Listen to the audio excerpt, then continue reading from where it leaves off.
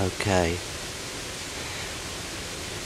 It looks like we're going to get a bit of rain, so I've just come out for a quick hour on a relatively new permission for me. It's one that is potentially very difficult to shoot. It's only 3 or 4 fields, but I've been asked to clear the rabbit as discreetly as possible because we're very close to a main road, which we'll see afterwards, with houses where it's known that a few aunties live. This is one of the only very few safe shooting positions, and I'm currently just eyeing up a rabbit. I don't know if I'm going to be able to pick it up here because it's in a fairly tight spot. We'll see if we can get in on it. It's about, I'm estimating, 80 yards or so away.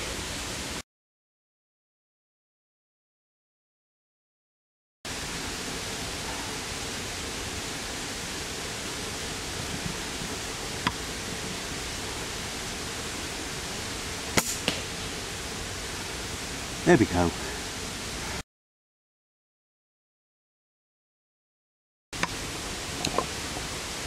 This really is rangy for a 2-2. It's getting on for 120 yards.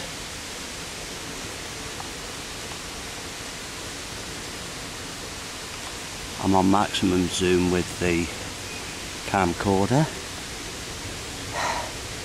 I'll try him with a couple of inches holdover. Well, well, well. There we go. 2 rabbits down in as many minutes. Now, we'll stop, we'll go and pick it up, and I'm going to have a look at the warren and the safe shooting position from over there. Okay, now from here, this is the stile just below the tractor shed and stables. We can start to see the potential problems. We've got a main road up there with houses. There's houses all the way up that road. So the only safe shooting in this area is from here. This is the main warren. It's a big area. To ferret and net it, oh, you would certainly want 2 or 3 ferrets and at least 50 nets. However, this position here does offer safe shooting across there. The position I've just shot those 2 rabbits from, which I'll show you in a sec, is just behind that wall there. I was knelt down there. Now then, to put this into perspective, turning round, there is another safe shooting position from here, shooting this way. In fact, I'm going to have a crack in a minute, because if I can find the little buggers, there's a couple of rabbits out there. There's one. Okay, we're going to cancel that because the rabbits that were out there have, through my own fault, moving too quickly, have just scampered. Here's the 2 that I've just shot. This one was the one at a good 80 yards. You can see I pulled the headshot off on him. This one was closer to 120, and I think that's the entry wound there. Yep, and there's the exit. At least the rear half of him is going to be edible, so I'll just empty their bladders, put them in my bag, and we'll have a look about here. I've found there's another safe shooting position here, just in here, below the berry, because what I've been noticing is that the rabbits, a cheeky bugger, there's one up there now staring at me. Where you gone? He's just hopped off. They tend to come from the berry, down through here, and then they go up over that bank, so if I were quiet enough I could get down behind one of these trees and snipe them as they were getting onto the bank, that bank just there. But obviously once I get near the skyline, that's a big no-no.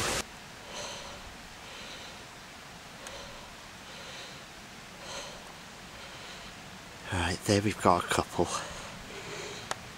This is the ideal place that I would like to be. I don't think the camera's going to pick them all up, but I can count 8 or 9 rabbits out there feeding. However, there's a problem. The farmer wants me to be very discreet about this. There are aunties live in these houses here.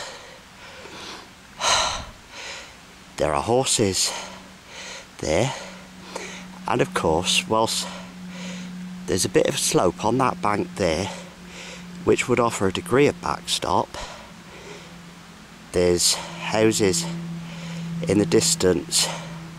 My biggest concern, if I were to get a ricochet, I would be sending a bullet straight towards those houses.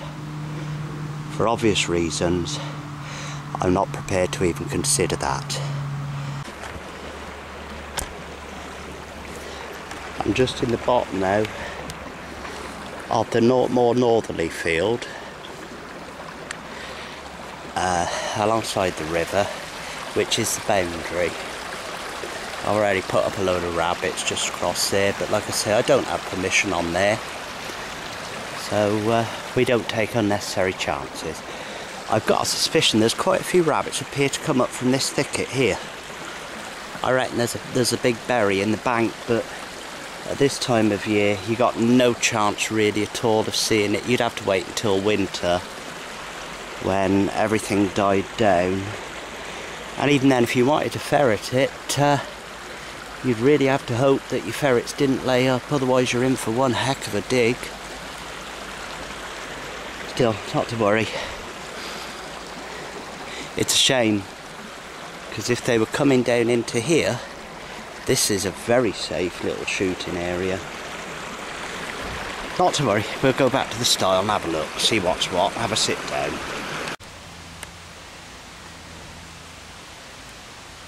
Okay, well, just under the tree there, they're 50 yards out.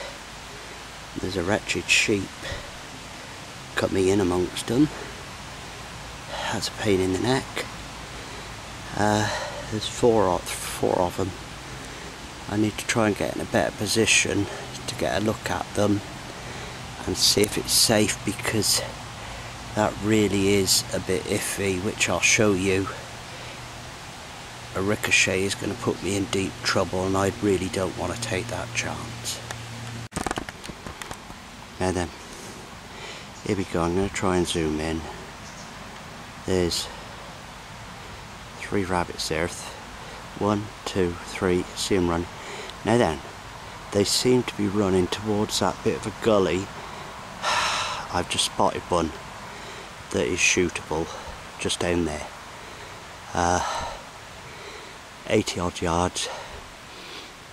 If I get in a position, I can have a go at him. If I get in the wrong position, he's going to be hidden because he's in a little bit of a gully.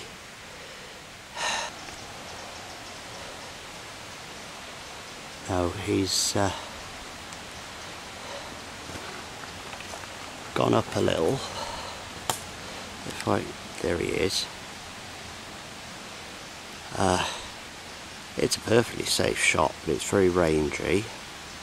And there's another one up there, right on the skyline. So you can see the problems. That's shooting straight towards the houses for that one up the top. That one is shootable if I can get towards him. I've got nothing to rest on. This is a small rabbit. Perfectly safe backstop. There's a mound some 15 foot high behind it, separating it from the houses. We'll Have a go, it's there squatting down. That actually hit it. You could tell by the plop. So did that.